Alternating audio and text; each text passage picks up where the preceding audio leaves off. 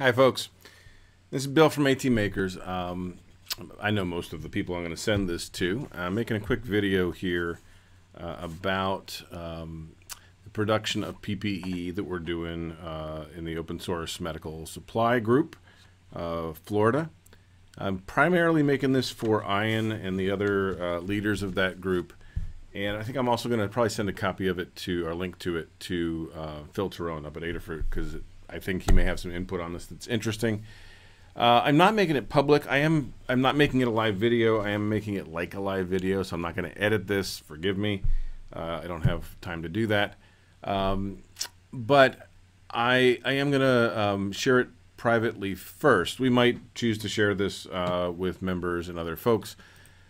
But a lot of what I'm going to say could be misconstrued, and I don't want that to happen live and have to dance with it, etc.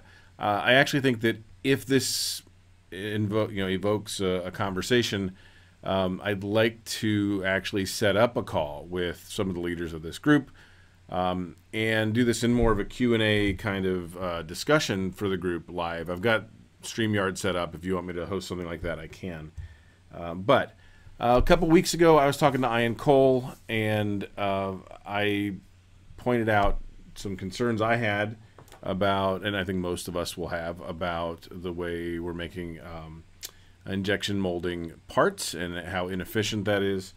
We talked a little bit about what the long-term goals were going to be if we knew them, and if there was going to be a long-term demand from this group, whether we should look into other methods of manufacturing, specifically injection molding, which is where we talked a little bit, and Ian said, go do research, learn more, figure out what we need to know.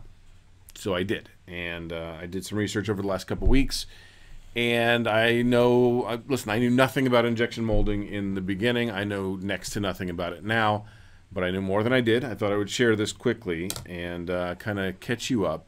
And I kind of have like kind of a data dump of what I learned. I had some questions about our goals, and that's the part that might come out wrong. And then I have some things that we might actually some questions we might want to raise to the people that we are providing to, and the people that we are asking so much from, the volunteers, going forward. So bear with me. This is probably half an hour. I'm sorry. I talk too much. Okay. So first thing I learned was that thankfully local injection molding capacity exists, quite a bit of it. So I did a search locally for injection molding companies. I found this one where they were written up in Plastics News about how great a company it was. But I found others in the area as well. I started literally with Thomas Register and Google. And a lot of them would not really talk to me. I wasn't prepared enough for them. I didn't have the answers to what's the shot size and things like that I didn't know I needed answers to. And so a couple of them were, listen, we'll be happy to do this as a design for manufacturer review, which is basically paid quote, plus their review to make sure their machines can do it and to modify it to do that. But one company, Ayana, the one I have listed here, a woman there named Tammy Redmond, spent a couple hours with me on the phone 2 Fridays ago, where we talked through exactly what we were trying to make. I showed her, or I told her about the parts. I eventually sent her a step file for it, and walked through kind of what it would take to stand up injection molding of the face shield bands that we were making locally, not offshore, and kind of what it would take. So I made some notes, and then I made an Excel spreadsheet, because I bet I'm not the only one. They make me feel better. They let me get control over situations if I can look at things and see how they're going to pan out. So the first thing I learned really was there is a lead time. There's both a lead time and an upfront cost to create molds. I kind of knew that, but I have numbers on it. So we are talking about a 1.5 to a 2 ounce shot size. And the reason we know that, I can show you this. If you ever go into Fusion or SolidWorks does this as well. But if you're in Fusion and you have a part like this is not the one we would get injection molded. But if you go into the actual body of the part, which is over here, and right-click on the actual body and say properties, it will tell you a great deal. It will tell you the mass, the volume, the bounding box, and things like that to make this part. And so I did some research. The first thing I learned is that this part right here would be very, very hard to injection mold. It has to do with the not having a good plane to be where the parting line would be. It would be an expensive part to injection mold. In fact, it probably wouldn't be recommended that you use injection molding for this part. The good news is that this one, which we're also making, is actually a fine part to injection mold. In fact, this particular version is one that Siemens CNC modified to be thick enough to be effectively injection molded. But that came later in my research. So if you look at this body right here and you do that same properties piece, it will tell you this is about, and I put it in American units, imperial units, because that's what these folks still work in. It's about 3 cubic inches, which comes out to about 1.5 ounces, plus or minus 10%. And basically, she did all of the quoting for me based on a 2-ounce shot size. The shot size is how much plastic gets pushed in at a time into the mold. Okay. So this has an 8-inch by 6-inch by 1-inch bounding box and a 1.5 to 2 ounce shot size. The reason for the large range there is there are multiple designs, but also you waste some in the actual runners and things like that, and so there is a loss there. So when I asked Tammy, and I should actually make this a little clearer. When I went to Tammy, I didn't ask Tammy and Ayana, we want you to volunteer for this. I said afterwards, we can have that conversation. We're a charity. We love your time and your money. What I said was, I want you to treat me like I'm a customer that's coming in for a quote. I want to find out what will it cost for me to come in and pay you to make these things. And then separately, we can say what part of that would you like to cover, if any, to help us because this is COVID. Okay, so these are all normal prices. These are not discounted prices for a charity or for COVID or anything else. Okay, so mold creation on something like this would run upwards of $8,000, and really that's probably their starting point for the DFM effort, which is design for manufacturing. They rework your thing and make the molds for it. It takes everything from the step file of your part through the creation of the molds, the testing of the molds, and turning them up and ready to print. That number can go up way higher than that. I mean, I have little, and I'll share this link with you, but the worst case she told me was $120,000. But it was a crazy mold, and the other big driving factor for that price is how backed up they are on mold creation and DFM. And I asked, how far backed up are you? And she said, not at all. It turns out that while they are still printing things or molding things, their requests for new products has died off, and they have room to do this. So I put in here $8,000 to $24,000, and you'll see why I've done a high and a low range on just about everything that impacts the analysis that I do later. Okay, so $8,000 to $24,000 is the very low and very high range of that. I would bet 10 grand is probably not a bad estimate for a 2-ounce shot size. The low end of the pricing per unit is about 90 cents, and the high end is about $1.25.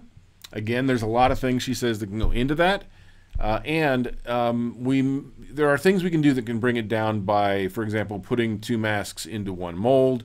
That dramatically reduces the cost of the running time, but it increases the labor cost, which is also factored in here. So the price you see up at the top here that says, you know, these 2 numbers includes setting up the machine. It includes the plastic. It includes the labor to run the machine. It also includes separating off any runners or whatever they call the spine or spline or whatever it's called that injects the plastic, and then packaging them and making them. They're basically in boxes ready to go for this price. I did ask her if that price could come down because we have labor, if it's sort of one of those things where the runners can be left on, kind of like when you used to get the model planes, they would come with the runners holding all the pieces together.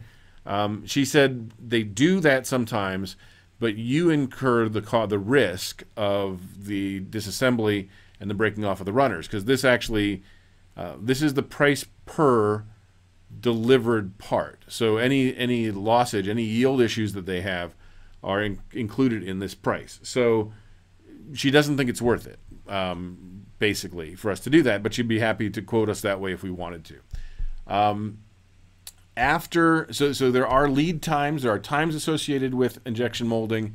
The quote generation, basically, and these days are calendar days, not working days. So 5 to 14 days to get a quote generated. Again, that's something where I think we probably would be able to move to the front of her line on this.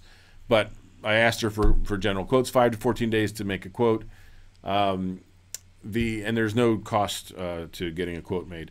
Mold creation, 14 to 28 days, basically 2 to 4 weeks to make a mold. They don't do aluminum molds. They don't do epoxy molds, which I guess don't actually work in their machines. I sounded like an idiot for a minute. But they do mud molds primarily, and mud doesn't have anything to do with mud. It stands for a multi-unit die, master unit die, one or the other. It's an acronym. It means that they make a mold that doesn't include the fixtures that hold it to their machine. What that lets them do is it makes the creation of the mold less expensive, smaller, and cheaper at the cost of some yield issues, because there's another failure point, the clamps that hold the mud mold in place. If you're going to be making basically you lose some space, I think, in the mold. That's how it sounded. So if you're going to make lots of things in one mold, you wouldn't use a mud mold. But for us, we would. So creating the mold takes 14 to 28 days. That includes the design for manufacturer review, creation of the mold, testing the mold, and basically they would be ready to run at the end of that. If you brought them molds, there is a 1 to 3 day setup, basically to take anything that was in the line off, put in your stuff, and get it running and testing. We really wouldn't probably have this full lead if we use them for creating the mold. If we brought them a mold separately, we would. But I am including that time in all of my estimates because I think worst case is better to look at. Once in place, each of their lines can do 1,200 to 1,800 shots per day, including the labor of packaging and things like that. I did not go into with her what that looks like if you put multiple parts inside of one mold. We didn't get there in my discussion, but I would bet that this number would go up if you did that fairly dramatically. Probably not doubling, but fairly dramatically. Because you're going to increase the number of shots you can make, but the labor of breaking them apart and cleaning them will probably go up, and your yield will probably go down. All right, so with these numbers and with what she has told me, I went ahead and we'll start looking at production quantity. So the two lines to look at here are the yellow and the gray one. And let me see if I can zoom in a little bit here. So I started this one next Monday as the start date. So this has got the best and worst case. So the best case is the yellow, the worst case is the gray. If we started next Monday having this conversation, the earliest reasonable place for us to be generating any injection molding parts would be May the 9th, which is a long way out. We all hope this will not be an issue by May the 9th, but let's have the conversation here. And then we would very rapidly be able to crank these out. The worst case scenario has another couple weeks of lag time, and then this slope is actually lower because it's using the lower production numbers of the worst case scenario. Okay, so that's really kind of what we can do with one line in local in the one place I got a quote from. I'm just fine with anybody coming in and giving me better numbers to plug into this spreadsheet. In fact, if you look, every dark colored area in this spreadsheet, and I'll put this up on a Google Drive and share it with the link. you can go in and you can modify it. Please make your own copy and modify it. I'll keep a master copy, but feel free to tell me that any of these numbers are wrong, or, oh, because we know Bob, we can get the mold made for free and faster. Fantastic, right? We can reduce these numbers. I just think it's important that we have the conversation and look at this.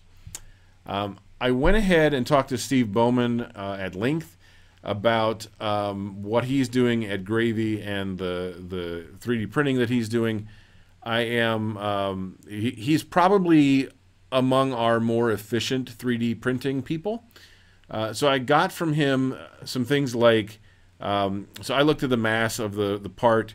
I asked for a spool cost, a low-end spool cost. The waste is my guess. It's not his, but I think it's accurate. I think we're wasting about 10%, just in terms of bad prints or changing filaments or whatever. We're going to have some waste in here. And then Ian Cole gave me a number of 100 printers that we think we have running right now. Now, part of this is hard because we're not funneling distribution right now, and we're not even tracking distribution from everybody. But let's just pretend for a minute there's 100 printers. Again, you can change this number and it will adjust all the graphs and everything. This calculates out the filament cost per part, high and low again.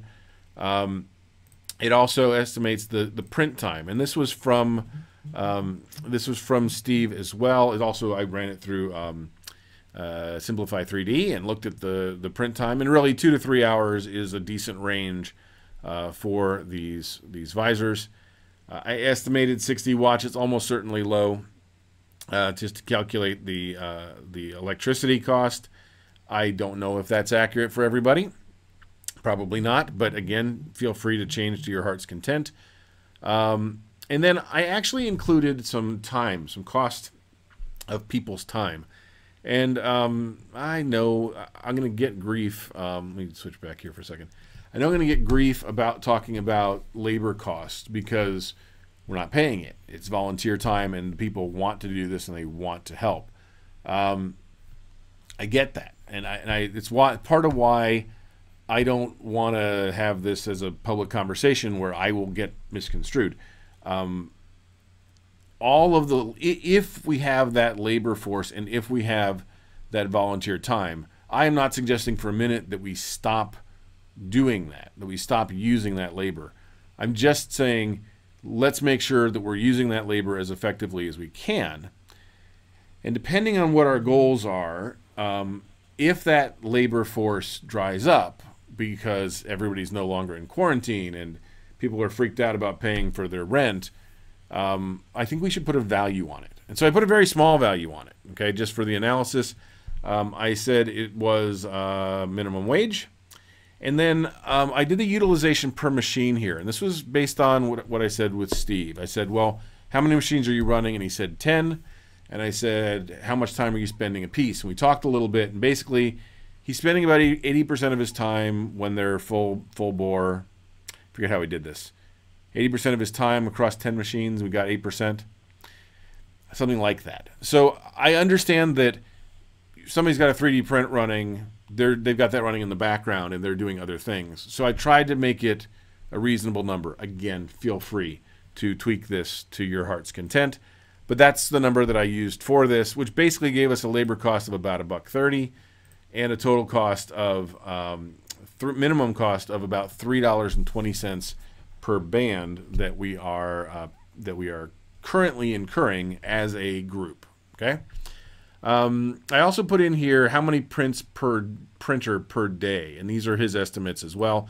I use that in the max output slide, max production slide, which we'll talk about in a little bit. Basically, it's different than the amount of electricity you use. I needed two different numbers. One is how much time is the printer running. The other is how many can you do per day, and they're not 100% tied together. Okay. Let's take a look here. There's a couple other charts I did that I think are important. Total cost is one. So this takes the four scenarios that we talked about. So let's go back to the production quantity and look at these other two lines first. So the green and the orange and the blue lines are the most we can make with 3D printing, and the most that we can make for the minimum we can make if we are 3D printing full time. So in other words, what is the lowest we think we'll be making and the highest? So this is our range. And I would really love Excel to be able to let me make like bands here. If anybody knows an easy way to make bands, I'll be happy to know it. I don't know how to do that.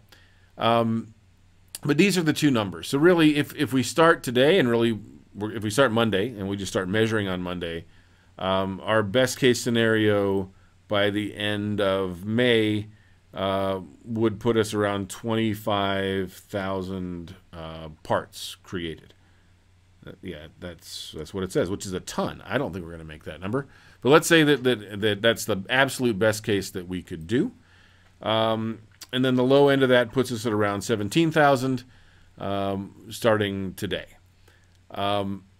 If we did the injection molding and it went well, by that same period, we would be at 40,000 parts.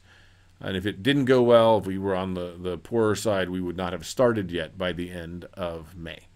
So this drives a lot of questions. One that's worth looking at is the total cost, right? So if we stay on the 3D printing line and we do it very well, that's the orange line, what does it cost us over time? And then if we switch over to even the worst case of the injection molding, what does that cost us over time? So I did that chart just to kind of show where we are and where these things cross, right? The total cost, and this is not the cost per part. This is the total cost that we incur, regardless of how many parts that we make, okay? So this goes through that and shows you those lines. We very quickly recover the cost, even on the worst case. We would recover the cost of the upfront cost of injection molding parts fairly early, okay? And that's with a upfront capital output of 24 grand, okay? So this is worth seeing and worth looking at. And again, these lines will change. If we find out, well, really, we only have 50 3D printers running at a given day, these lines will all shift accordingly, and we'll have different numbers, okay? Let's put that back. So those two take a look at the cost and the total production that we can create. The last answers a question that kept coming up, which is, what does it cost us per part? And why would we ever stop printing, right? So it's a good question. Why would we stop printing while we waited for the injection molding lines to be up and running? We wouldn't. We would continue printing. In fact, unless we had something better to make, we might continue printing these headbands forever. In fact, we might have the injection molded ones go to the larger areas that can handle larger influxes of parts, and have people who have 3D printing capabilities work locally to work with their local hospital down the street. Still track that, right? But not quit making that. But what would it look like if we did all of the above is basically what it comes down to. And I think that's a worthwhile thing to look at. So the third here says max production. It could say all of the above. And what it really says is, if we do as much as we can, as efficiently as we can, with one injection molded line plus our current 3D printers, what can we do in terms of production, okay? So that's what this chart here says. Basically starts off with a line that is the current 3D printing line. At that point, it goes to a combination of the injection molding and the 3D printing capabilities added together. As you can see, the total cost here, so the green line here is not the total cost, it is the average cost per part. And we're going to come back to why I think this is important to look at. The average cost per part obviously starts out very high because you're looking at the $8,000 minimum upfront cost of the injection molding being divided across a very low number of parts. It ramps down, as you'd expect, and then once the injection molding kicks in, it ramps down to really a steady state of just under $2 per part. If we do both, that's amortizing in the upfront cost of the mold making and the setup, and this is the total cost to produce these. Averages out to just under $2. So I'll get you the actual number is. Oh, I may have to look at it. Come on, give me a dot. Just under $2, $1.90 something. Okay, I can go look on the chart on the data if you want me to. You can look too. I'm giving you the spreadsheet. Let's just call it $2. Okay. All right. So, what does this tell us? Does it really give us any information? It kind of does. It should lead our thoughts about what are our goals and what are the things we need to ask of the people consuming these products and the volunteers producing them. So let me make sure I didn't miss anything in my notes. I did. I missed something on my notes. So after I talked to Ayana, Tammy Redmond, I also had a conversation with a friend of mine's, a friend of mine's, who does offshore production of injection molded parts. He's in China. He's an expat working in China. He's got a very interesting perspective. I won't give you the whole conversation. But I asked him some questions about, well, what if we were going to try and bring some in from China? Is that possible to do right now? And the answer right now is yes, with a delay, but it might stop. So the government is putting limitations on exporting PPE, and this would be considered, even the parts, currently they're classified as just injection molded parts. That might change. But as of right now, you can create injection molded parts. They will be about the same lag time to stand up. They will be about a fourth of the cost. So both the mold creation and the per unit parts are about 1/4 of what I got from Ayana. He's going to give me a true quote based on the step file that I sent him, but I don't have it back yet because that was just 2 days ago. And he definitely thinks that you should put as many as you can in a mold. They do aluminum molds, and they try not to do mud molds over there because they want to print as many as possible.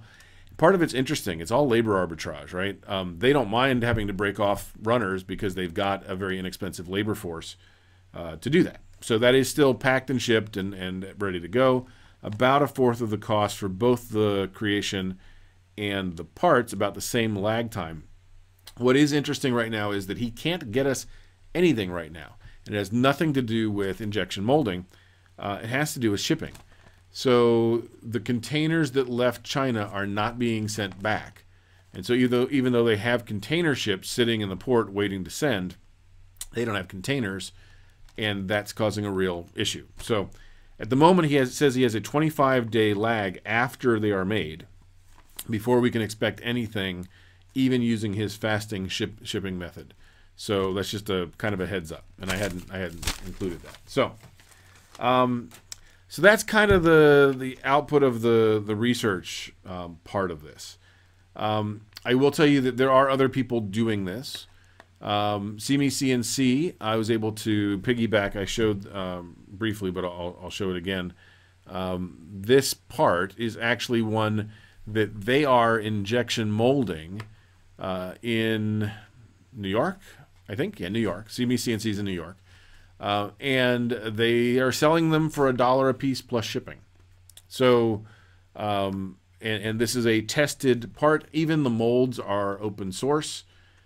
So we may be able to bring down that $8,000 to $24,000 upfront cost by starting with a battle-tested mold. So there are obviously things that can make these numbers look better. Okay.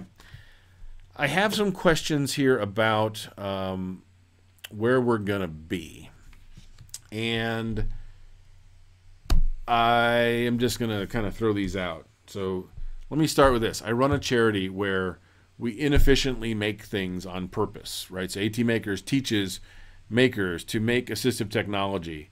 I do recognize that at some point in this conversation, I'm going to sound like a hypocrite, okay? I do know that. However, if our goal, if our goal is to fill the gap between while the supply chain is disrupted for our first responders and medical professionals by leveraging what we have in house. We are meeting that goal really well, and I don't want anybody to think I want us to stop or that I don't think it's worth doing or anything like that. Okay, I love what everybody is doing here. I want to think about whether or not that's what our goal is, or whether it's what our goal should be. Okay. I think that this community can do some amazing things like rapidly responding to new needs, prototyping, cranking out things when a supply chain is stopped. So, for example, I know people in Phil Terone, I will send him a copy of this, is retooling inside of New York City because they can't get things in fast enough to help the people on the front lines. I'm not sure that's where we are right now on the supply chain, and it makes me ask a bunch of questions. Intrinsically, there are great things about what we're doing. We have people helping out. It's not just that it's going to sound wrong. They feel like they're helping. They are helping, and they like that they are helping. Okay. Some of them may feel like there's no other option than them, which might not be the healthiest thing for us to be promoting as a charity, right? If there are other options, we probably should be pursuing them or telling the folks we're providing for to pursue them. But there certainly are things that are intrinsically good about all of this. There are also huge things that, as on my goal list, are just listed as temporary, that we should be doing as a community, and that really nobody else can, right? Nobody else can crank out prototypes of things that we didn't know we were going to need a month ago, right? Nobody else can fill gaps if a local community like Perry or I don't know, Lake City needs production and it's being swallowed up by Orlando, Miami, New York, Atlanta, and therefore it's not able to be provided. Also, we can provide supplies for new users while they ramp up a supply chain. So a lot of people who are in assisted living facilities don't have face shields because it's not ever been an issue. They're not required to use them. But if they don't have them right now, they can't treat their patients. Or if they don't have them, they're not going to have a working staff because people won't work without them. In those situations, they've never bought these things from a medical supplier before. It's never been necessary, and they just don't have a supply chain set up for these at all. Long term is a harder question, right? We need to backfill the existing supply chain. Okay, I'm very happy to step up and do that if that's needed, right? I'm even happy to do it on a volunteer basis, to do it if it's needed. I would like to know that that's needed rather than just building these things and not knowing whether they're getting to where they're needed. And we'll talk about that more in a second. And finally, stockpiling for round 2. I'm reading a book called The Great Influenza, which I don't recommend the book. It's kind of a crap book, but it's a really good subject. It's on the 1918 influenza. And it's a really horribly edited book. Like, you'll be reading a paragraph and you'll realize, I just read this, and you'll turn back 2 pages in the exact same paragraph. So it's not a good book, but it is a very well-researched book that goes through what happened in 1918. We are not going through what happened in 1918, but we might as well learn from their lessons. And their lessons very much go to, they had a second round of this, and it was the deadly one, right? They had a round from March to May that went through the country, went through the military, and then from July through November, they had a deadly one, maybe December. I haven't finished the book yet. But it talks about the second wave everybody being completely unprepared for it. So do we want, as one of our goals, to stockpile or to have a buffer in place in case another one of these things hits? And it doesn't have to be this one, right? There can be another. I know it's supposed to be every 100 years, but that doesn't stop it from happening tomorrow, right? That's just statistics. So do we want to have a stockpile that is under charity control or some organization other than commercial control going forward? all those are questions I'd like to talk to y'all about. And I think to get a handle on it, there are some things that we can ask our members and the recipients of this PPE, some questions that would help. For example, for every recipient, so whether it's Orlando Health or Manor Care or Lakeland Regional or whatever it is, do they have a supply chain for these parts? Do they exist? For example, I bet a lot of places don't have a supply chain for the ear protector thing. Right? Let's ask the question, do you have a supply chain for these things? Does it exist? If you do, what is your current lead time from your current vendors? So if it's Orlando Health, they buy face shields. Now maybe they never bought this many before, but they buy face shields from Fisher Medical or Fisher Scientific or wherever else they get it. What is the lead time? That's the amount of time necessary to have something shipped when you place your order. Is it 3 days? Is it 10 days? Is it 2 months? That very much will drive some information about our knowledge of their need, because it's very hard at this point to know for a given recipient, are they taking them because we're going to need them eventually? Sure, thank you, right? Or are they taking them because we don't have enough for our staff right now? And an easy way to ask that is, what is your lead time, as well as what do you currently pay for these? And I don't think it is irresponsible of us or rude to ask these vendors, what do you pay for them? It's not, we're going to make you pay full price for these or anything like that. But asking what they pay for them helps us get an understanding of what we are donating. And what is not just the cost to us, but what is the value to them of what we're donating? So I would ask every one of our recipients that. For every volunteer, there's a very practical question, which is, how long can you keep this up? More importantly, when the quarantine lifts, will you still be printing? Because if the quarantine lifts and that 100 printer goes to 20, but the demand is still there, this group needs to be prepared. So I think that's something everybody should be asked right away. Also, I would ask everybody how much time. The numbers that I got from Steve aren't accurate for most of the people doing the 3D printing. He is a very good 3D printer. He does more than 90 than anybody I know, probably. Maybe Noah and Pedro from Adafruit, right? But I would like to get some kind of an average of how much time does it take you, really, to make this print? And of that time, are you there 10% of the time, or 20 or 50, or do you stay there the whole time? What are you doing? What is the time spent that you're spending a day on this? And that might be a better way to ask it, is what percentage of your day do you spend on this? And then divide that out by the number of parts they make. And the last question, and it's probably the toughest one, you guys can't read, I have questions. Where's the highest demand? And I think this is a question that we have to do some analysis on, because we have a problem from my viewpoint, which is we have no way of knowing where the demand is. And it's something that I've learned from my business dealings, that when you make a price zero, it is very hard to determine the value.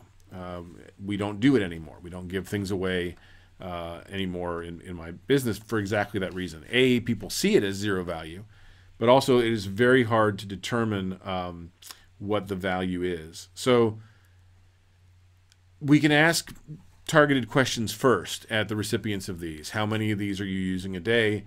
What does your supply chain look like? What is your situation? That's all subjective. Another option, and one that I like, but it's going to make me look like an evil bastard, so just so you know, I think we should put a cost on them. I think we should look at this and say, not we're going to try and recover our costs, not even we're going to make even break even. But if we look at this chart, and it shows that if we cranked up production, they'd cost us about $2 a piece for the band. And I haven't done the analysis for the shield part, but even looking at donated plastic from Coke, what is the long-term, if we ramped up production, what would it cost us for the shield? And let's say the answer is $3. I think we should set something based on that. And maybe the answer is, the first 1,000 are free, and after that it's $3 a piece. Because if you're talking about an assisted living facility, then you're not going to charge them. And if you're talking about, a Baycare or Orlando Health or Johns Hopkins, you will rapidly see them say thank you anyways, and we'll be very polite about that. But if they're saying thank you anyways at $3, it means those masks should go to somebody else. So I don't know what those numbers look like, but I don't know another objective way to determine demand other than price. I'm open to suggestions because I don't want to be the bastard who says we should charge for these. And I'm not trying to do it I'm not even trying to do it. I'm fine with saying we're going to charge for you and not bill, right? We just, not forever, not bill for a year or something. I think that it would help us to be able to say, you know what? Orlando's fine. We need to go to Miami, right? Because right now Miami is inundated and they're where the epicenter is. And we need to get things down there to them. Or, you know what? It is growing so fast and nobody has a working supply chain that we need to stop 3D printing and not only stand up one of these lines, but stand up one of these lines and make a second mold and send it to China, or stand up a line in Tampa, a line in Orlando, and one in Miami. And we can do this, right? We can ask the people who are currently spending money and time on their 3D printers to make a donation. To be honest, the numbers here aren't crazy. We can go outside of the maker community for this funding if we need to.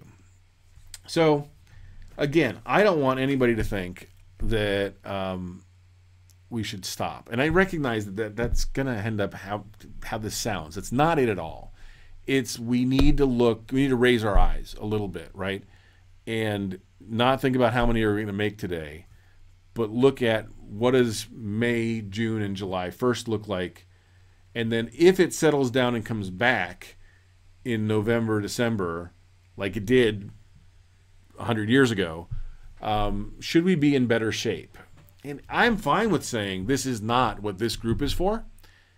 Perhaps the answer is we need to get a smaller subset of this group and put that in place. So thank you for paying attention to me. I'm sorry I talked too much, and I will send this out to you guys. If you want to have a conversation either privately or publicly in front of the group, I do have a thing called StreamYard. It works really well for going to YouTube and Facebook, publishing, getting getting the comments to come in live, put them on the screen. You can put up to 10 people in at a time. And it's meant for streaming multiple people in a conversation.